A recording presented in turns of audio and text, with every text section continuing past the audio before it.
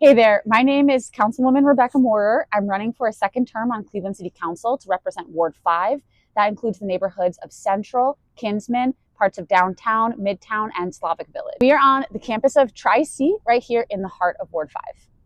How will you help form and lead a progressive reform caucus with fellow council members to drive a policy agenda? I love this question because City Council, we are so focused on our community. Sometimes we haven't always been legislators, and I'm so excited to have members of City Council who are elected on policy platforms. And that way we can work together to make sure that we're passing and drafting legislation that really changes Clevelanders' lives. You know, so often we're just like responding to phone call after phone call, but having a group of electeds who are passionate and care about people-powered movements here in Cleveland is going to make a huge difference in the city. I think that we have to build relationships, right? So, you know, it's not just, oh, I know that you're going to do something because our policies are aligned. Like, we have to know each other and we have to respect each other. So you have to build that trust among people who are running, among people who are elected.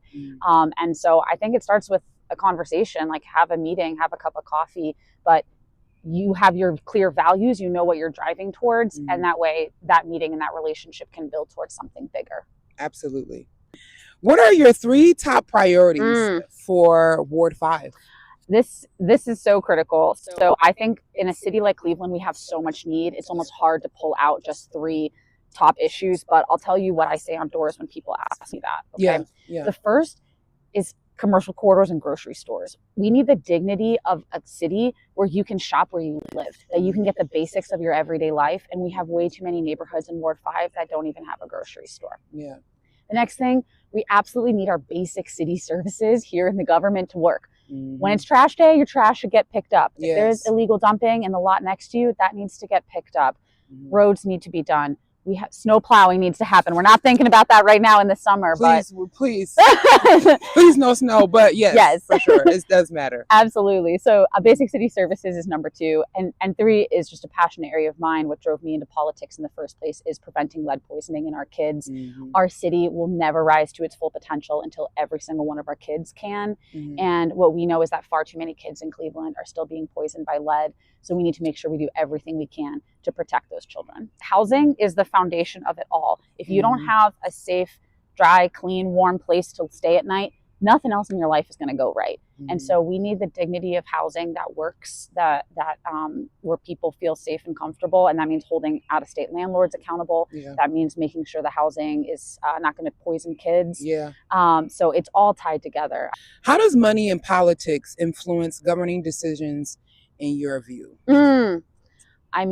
What we know is that politicians pick up phone calls from their donors, you know, and if those donors can donate more and more and more money, they can control politicians. And so we need to make sure that our campaigns are people powered, that it's grassroots contributions from across the city, and that there's no one set of donors that is controlling a particular politician. So, you know, I'm looking out to make sure that, you know, I'm accountable to the people who elected me. I'm accountable to the people who support my campaign. And that is across the board. It's not the person who cuts the biggest check. Yeah, absolutely. If elected to council, which is kind of a weird question for you, if reelected to council, will you accept money from the council leadership fund? Why or why not? Well, we already have an answer to this because I've had a first term, and the answer is no, I won't take it, and no, they won't give it to me. That's real. So the Council Leadership Fund is designed to keep sort of the entrenched power structure in power. It is not responsive to the people. It's frankly, it's anti-democratic in a lot of ways because they're saying, no, you shouldn't run. We should always just keep our incumbents.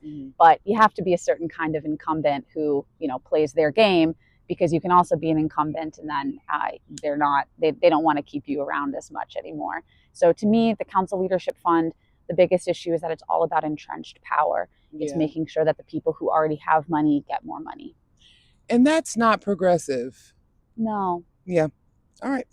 How do you see vetting and managing private-public partnerships so that the residents of the city get value from such deals? Ooh, I love this question because I feel like we say public-private partnership these days a lot, but I'm always on the lookout. I want to make sure that it's not privatizing what is ultimately a government program, something that needs to have a watchdog, have our eyes on it. We don't want to take stuff like that in-house. You don't want the U.S. Postal Service to become some private entity. We would never get our mail delivered anymore. Right.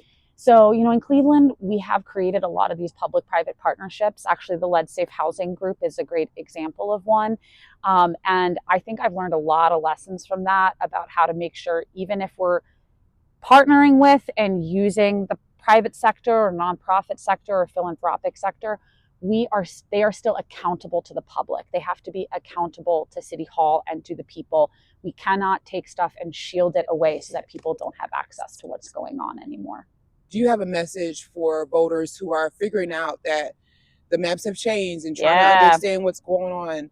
Do you have a message for them on how they can stay engaged? Yes. And support candidates that and be informed voters? I love that question. And yes, I definitely have a message for the people out there.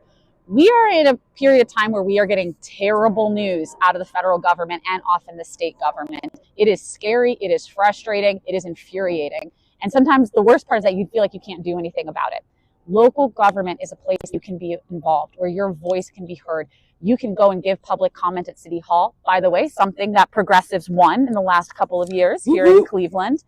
But local government is a place where your voice matters and you can show up today, right now.